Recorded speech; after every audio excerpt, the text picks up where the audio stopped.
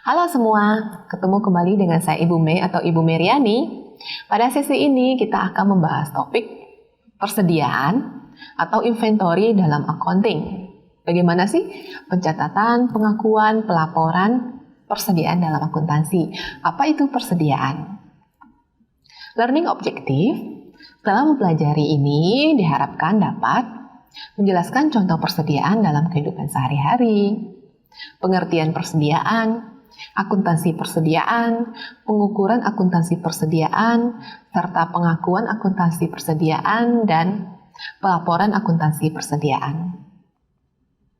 Nah, persediaan, apa sih persediaan?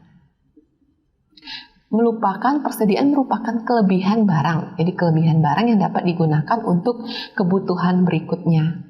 Kelebihan barang yang dapat digunakan dalam proses produksi selanjutnya.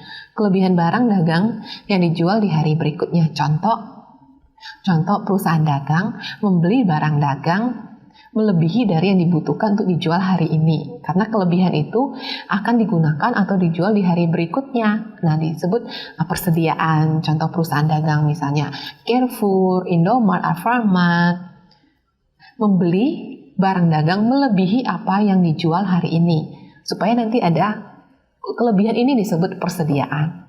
Nah, misalnya ibu nih sebagai dosen persediaan membeli spidol misalnya. Ibu membeli spidol melebihi apa yang diperlukan. Misalnya harusnya perlunya 1 spidol, ibu beli 5 spidol karena untuk dipakai di hari berikutnya. Nah, kelebihan ini disebut persediaan. Dalam perusahaan dagang misalnya membeli barang dagangnya melebihi yang diperlukan untuk dijual hari ini karena untuk dipakai atau dijual di hari selanjutnya. Contohnya misalnya di perusahaan dagang tadi ada Carrefour.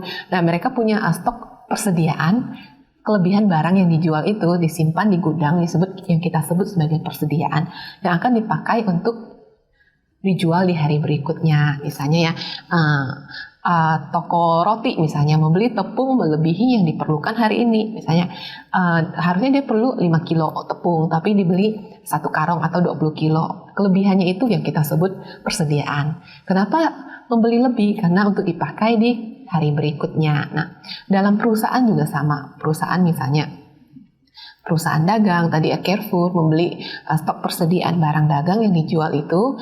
Misalnya dijual 1 hari, dari catatan laporan keuangan 1 hari menjual Indomie misalnya 1 dus. Nah, perusahaan membeli dari pabrik, dari distributor membelinya lebih. Misalnya belinya 100 dus. Nah, kelebihan itu yang kita sebut sebagai persediaan. Kelebihan barang dagang itu disimpan di gudang. Nah, kita sebut sebagai persediaan ya.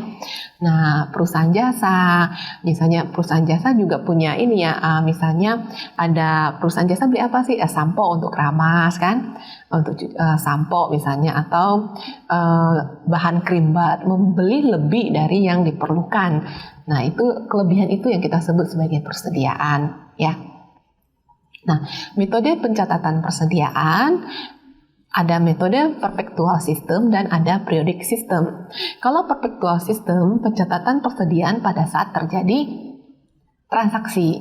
Misalnya hari ini ada perusahaan dagang, tadi kita contohkan seperti Carrefour atau Alfamart, Indomart.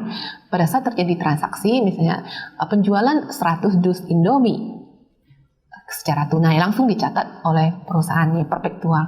Setiap kali terjadi transaksi langsung dicatat dan harga pokok penjualan langsung dibebankan atau dikurangkan dari akun laporan laba rugi ya. Oke, yang kedua adalah periodic system atau pencatatan persediaan secara periodik. Nah, kalau periodik adalah mencatat persediaan secara per periode, bisa 1 bulan, 1 minggu, atau 1 periode per 2 minggu, per 3 minggu, per periode. Jadi tidak setiap transaksi terjadi. Transaksi di sini contohnya misalnya nih, PT Mejaya membeli 1000 dus Indomie ya secara tunai dari PT Indofood misalnya ya. Nah, kalau PT Mejaya menggunakan sistem perpetual, maka dicatat pada saat terjadi transaksi. Pada saat udah bayar kas nih, PT Mejaya membeli 1000 dus Indomie, terjadi bayar kas langsung dicatat di pembukuan kalau menggunakan perpetual system.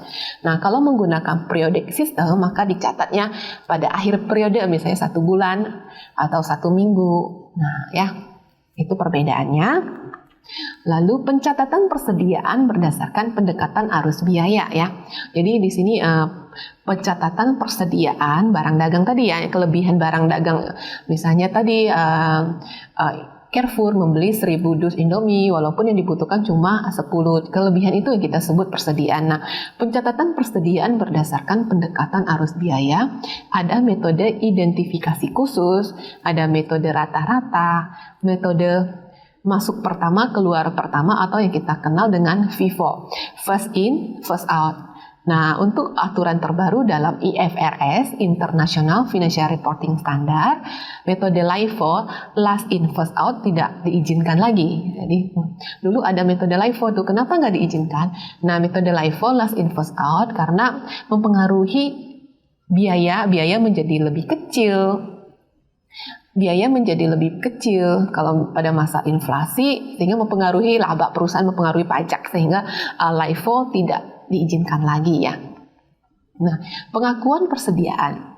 Menurut Kiso et al. Tahun 2010, persediaan diakui pada dua kondisi. Pertama, pengakuan persediaan saat terjadi transaksi. Jadi tadi misalnya PT Meja membeli 1000 dus Indomie, terjadi transaksi bayar kas, maka diakui nih sebagai persediaan.